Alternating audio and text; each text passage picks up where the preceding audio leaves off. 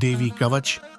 इस श्री चंडी कवच के ब्रह्मा ऋषि, अनुष्टुप छंद, चामुंडा देवता, अडंगन्यास में कही गई माताएं बीज, दिग्बंध देवता तत्व हैं। श्री जगदम्बा की प्रीति के लिए सप्तशती के पाठांग भूत जप में इसका विनियोग किया जाता है। ओम चंडिका देवी को नमस्कार है। मार्कंडेय जी ने कहा, पितामह, जो इस संसार में परम गोपनीय तथा मनुष्यों की सब प्रकार से रक्षा करने वाला है और जो अब तक आपने दूसरे किसी के सामने प्रकट नहीं किया हो, ऐसा कोई साधन मुझे बताइए। ब्रह्मा जी बोले, ब्राह्मण, ऐसा साधन तो एक देवी का कवच ही है, जो गोपनीय से भी परम गोपनीय, पवित्र तथा संपूर्ण प्राणियों का उपकार करने वाला है। महामुने, उसे श्रवण करो। देवी की 9 मूर्तियां हैं, जिन्हें नवदुर्गा कहते हैं। उनके पृथक पृथक नाम बतलाए जाते हैं। प्रथम नाम शैलपुत्री है, दूसरी मूर्ति का नाम ब्रह्मचारिणी है, तीसरा स्वरूप चंद्रघंटा के नाम से प्रसिद्ध है, चौथी मूर्ति को कूष्मांडा कहते हैं, पांचवीं दुर्गा का नाम स्कंदमाता है, देवी के छठे रूप को कात्यायनी कहते हैं, सातवां कालरात्रि और 8वां स्वरूप महागौरी के नाम से प्रसिद्ध है, 9वीं दुर्गा का नाम सिद्धिदात्री है। ये सब नाम सर्वज्ञ महात्मा वेद भगवान के द्वारा ही प्रतिपादित हुए हैं।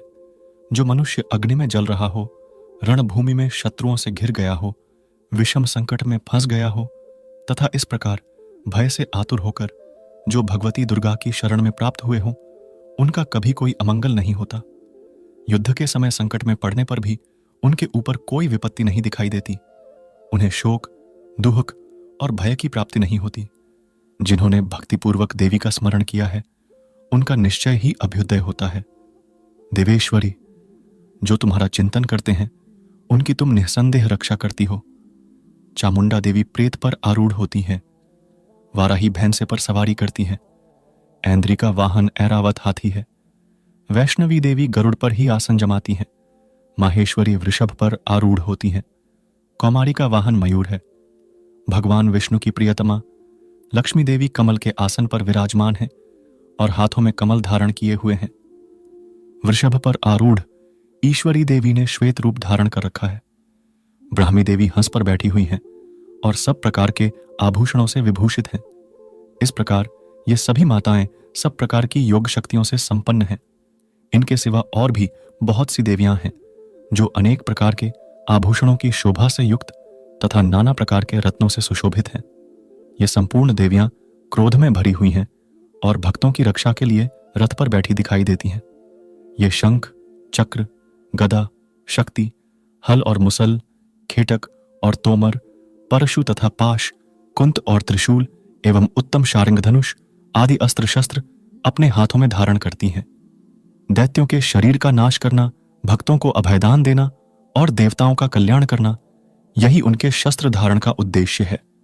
महान रौद्र रूप, अत्यंत घोर पराक्रम, महान बल और महान उत्साह वाली देवी, तुम महान भय का नाश करने वाली हो।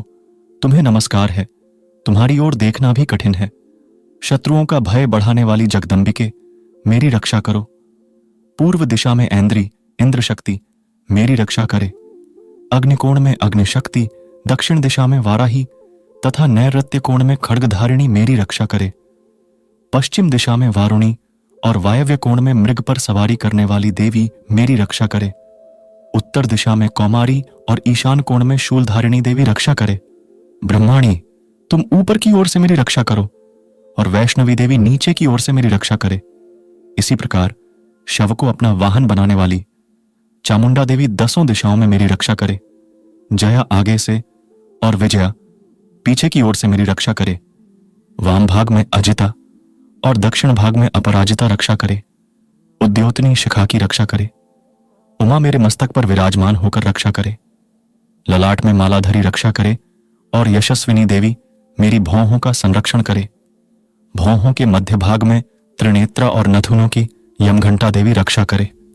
दोनों नेत्रों के मध्य भाग में शंखिनी और कानों में द्वारवासिनी रक्षा करे। कालिका देवी कपोलों की तथा भगवती शांकरी कानों के मूल भाग की रक्षा करे। नासिका में सुगंधा और ऊपर के ओठ में चर्चिका देवी रक्षा करे। नीचे के ओठ में अमृत कला तथा जिह्वा में सरस्वती देवी रक्षा करे। कौमारी दांतों की और चंडिका कंठ प्रदेश की रक्षा करे। चित्रघंटा गले की घाटी की और महामाया तालु में रहकर रक्षा करे। कामाक्षी ठोड़ी की और सर्वमंगला मेरी वाणी की रक्षा करे। भद्रकाली ग्रीवा में और धनुर्धरी पृष्ठवंश मेरुदंड में रहकर रक्षा करे। कंठ के बाहरी भाग में नीलग्रीवा और कंठ की नली में नलकूभरी रक्षा करे।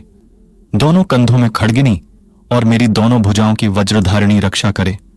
दोनों हाथों में दंडिनी और अंगुलियों में अंबिका रक्षा करे। शूलेश्वरी नखों की रक्षा करे। कुलेश्वरी कुक्षी पेट में रहकर रक्षा करे। महादेवी दोनों स्तनों की और शोक विनाशिनी देवी मन की रक्षा करे।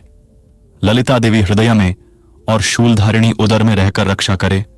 नाभि में कामिनी और गुह्य भाग की गुह्येश्वरी रक्षा करे। पूतना और कामिका लिंग की और महिषवाहिनी गुदा की रक्षा करे। भगवती कटिभाग में और विंध्यवासिनी घुटनों की रक्षा करे। संपूर्ण कामनाओं को देने वाली महाबला देवी दोनों पिंडलियों की रक्षा करे। नारसिंही दोनों घुट्टियों की और तेजसी देवी दोनों चरणों के पृष्ठभाग की रक्षा करे। श्रीदेवी पैरों की अंगुलियों में और तलवासिनी पैरों के तलुओं में रहकर रक्षा करे। अपनी दाढ़ों के कारण भयंकर दिखाई देने वाली दंष्ट्रा कराली देवी नखों की और ऊर्ध्वकेशिनी देवी केशों की रक्षा करे। रोमावलियों के छिद्रों में कौबेरी और त्वचा की वागीश्वरी देवी रक्षा करे। पार्वती देवी रक्त, मज्जा, वसा, मांस, हड्डी और मेद की रक्षा करे। आंतों की कालरात्रि और पित्त की मुकुटेश्वरी रक्षा करे। मूलाधार आदि कमल कोशों में पद्मावती देवी और कफ में चूड़ामणि देवी स्थित होकर रक्षा करे।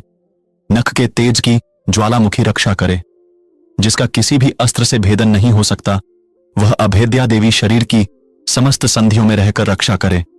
ब्रह्माणी, आप मेरे वीर्य की रक्षा करें। छत्रेश्वरी छाया की तथा धर्मधारिणी देवी मेरे अहंकार, मन और बुद्धि की रक्षा करे। हाथ में वज्र धारण करने वाली वज्रहस्ता देवी मेरे प्राण, अपान, व्यान, उदान और समान वायु की रक्षा करे। कल्याण से शोभित होने वाली भगवती आत्मा और उसके द्वारा अभिमान किए हुए संपूर्ण इंद्रियों की रक्षा करे। इस प्रकार ये देवियां मेरे संपूर्ण अवयवों और संपूर्ण इंद्रियों की इस लोक में तथा परलोक में नित्य ही रक्षा करती रहे। कवच को हृदय में धारण कर लेने पर उस मनुष्य को देखते ही नष्ट हो जाते हैं। ये ही नहीं, पृथ्वी पर विचरने वाले ग्राम देवता, आकाशचारी देव विशेष, झल के संबंध से प्रकट होने वाले गण, उपदेश मात्र से सिद्ध होने वाले निम्न कोटि के देवता, अपने जन्म के साथ प्रकट होने वाले देवता, कुल देवता, माला, कंठमाला आदि, डाकिनी, शाकिनी, अंतरिक्ष में विचरने वाली अत्यंत बलवती भयानक डाकिनियां, ग्रह, भूत, पिशाच, यक्ष, गंधर्व, राक्षस, ब्रह्मराक्षस, बेताल, कूष्मांड और भैरव आदि अनिष्टकारक देवता भी हृदय में कवच धारण किए रहने पर उस मनुष्य को देखते ही भाग जाते हैं। कवचधारी पुरुष को राजा से सम्मान वृद्धि प्राप्त होती है। यह कवच मनुष्य के तेज की वृद्धि करने वाला और उत्तम है। कवच का पाठ करने वाला पुरुष अपनी कीर्ति से विभूषित भूतल पर अपने सुयश के साथ साथ वृद्धि को प्राप्त होता है।